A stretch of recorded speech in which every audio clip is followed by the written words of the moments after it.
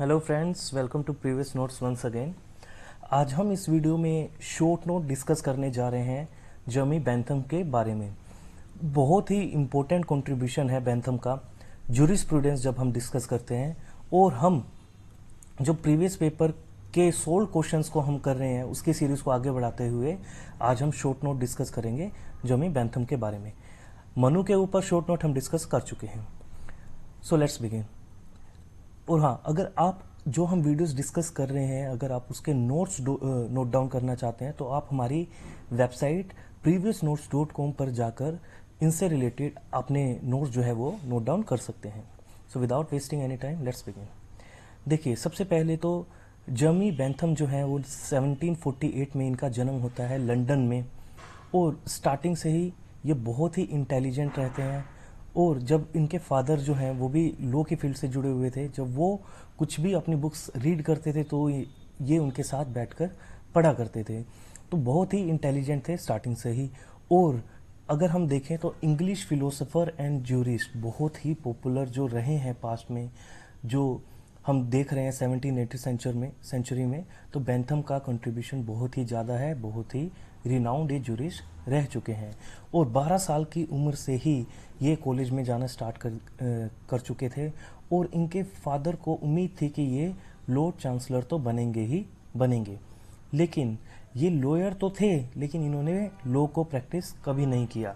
Instead of practising law, ये क्या करते थे, जो एग्जिस्टिंग लॉज थे उनको इम्प्रूव किस तरह से किया जाए उनके ऊपर सजेशन दिया करते थे। यानी कि एक क्रिटिक बन गए थे।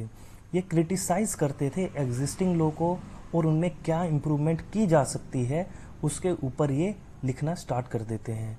और आप देखेंगे कि ये क्या करते थे, दिन में कम से कम 30-40 अपनी मैन्यूस्क्रिप्ट्स तो लिखते ही थे किसी ना किसी लॉ के ऊपर। और थाउजेंड्स ऑफ मैन्यूस्क्रिप्ट्स जो हैं बेंथम की आज भी अवेलेबल है ब्रिटिश लाइब्रेरी में। तो यानी कि आप देखेंगे एक्चुअली वो जो दौर था ना, वो दौर एक चेंज का दौर था। आप देखेंगे काफ़ी सारी मूवमेंट्स उस दौरान हुई, तो बेंथम भी अपना कंट्रीब्यूशन उस दौरान करना चाहते थे, और ये क्या कुछ चेंज लाना चाहते थे। आप देखेंगे हमारे यहाँ भी एक रेवोल्यूशन का दौर था, पूरे वर्ल्ड में जो है वो चेंज का दौर था वो। और ये भी क्या थे, बहुत ही आप देखेंगे कि फॉरवर्ड विचारों वाले बहुत ही फॉरवर्ड थे, बहुत ही ओपन माइंडेड थे। आप देखेंगे इनके कंट्रीब्यूशन में, अगर आप पढ़ेंगे इनके जो मैन्यूस्क्रिप्ट हैं कितने ओपन माइंडेड ये थे। अब देखते हैं इनका मेन वर्क क्या था। ठीक है, देखिए सबसे पहले तो 2 बुक्स जो हैं बेंथम की बहुत ही popular, the fragments of government and the introduction to the principle of moral and legislation. ये इनकी बहुत इंपॉर्टेंट बुक्स रही है। और जो मेन चीज़ है जिसके बारे में, जिसकी वजह से बेंथम को आज भी याद किया जाता है, वो है doctrine of utilitarianism and the greatest principle of the greatest number. आप इसे प्लेजर पेन की थ्योरी के नाम से भी जानते हैं। ये इनका मेन कंट्रीब्यूशन था जिसकी वजह से बेंथम को आज भी याद किया जाता है।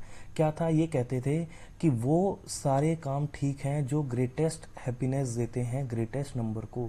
ये अब क्या है, पॉलिटिक की फील्ड में भी ये इस प्रिंसिपल को कहते थे कि अपनाना चाहिए। यानी कि वो सारे लॉ पास करने चाहिए जो ग्रेटेस्ट हैप्पीनेस दे ग्रेटेस्ट नंबर को।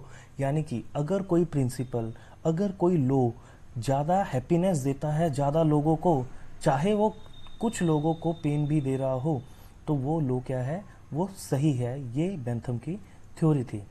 और अब आप देखेंगे इन्होंने यूनिवर्सल सफ्रेज को सपोर्ट किया, और इन्होंने होमोसेक्सुअलिटी को भी सपोर्ट किया, और इसके डीक्रिमिनलाइजेशन के ऊपर कहा कि इसे डीक्रिमिनलाइज कर देना चाहिए। तो आप देखेंगे आज की डेट में भी होमोसेक्सुअलिटी के बात करना एक किस तरह का टैबू माना जाता है।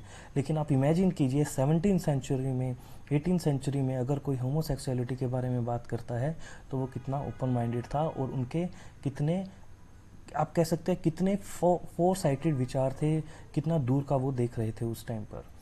और इन्होंने इसके अलावा जो पुअर रिलीफ है, इंटरनेशनल लॉ है, एनिमल वेलफेयर है, उनके ऊपर भी काफ़ी सारा अपना योगदान दिया। काफ़ी सारे रिफॉर्म इन्होंने सजेस्ट किए। प्रिज्म रिफॉर्म पर भी इन्होंने कहा कि किस तरह से प्रिज्म में भी रिफॉर्म की रिक्वायरमेंट है। तो ये जब भी शॉर्ट नोट आए तो इतना कंटेंट बहुत है बेंथम के बारे में। सबसे पहले हम उनके बारे में लिखेंगे, फिर उनके वर्क के बारे में लिखेंगे। कैसा लगा आपको वीडियो, आप कमेंट सेक्शन में बता सकते हैं, और हमारे चैनल को सब्सक्राइब करना मत भूलिएगा। ये जस्ट हमें मोटिवेशन देता है कि हमें इसी तरह से मेहनत करनी है। और अगर आपका कोई सजेशन हो, कोई सुझाव हो, तो डेफिनेटली आप कमेंट सेक्शन में हमें बता सकते हैं। Thanks for watching this video and bye bye for now. जय हिंद।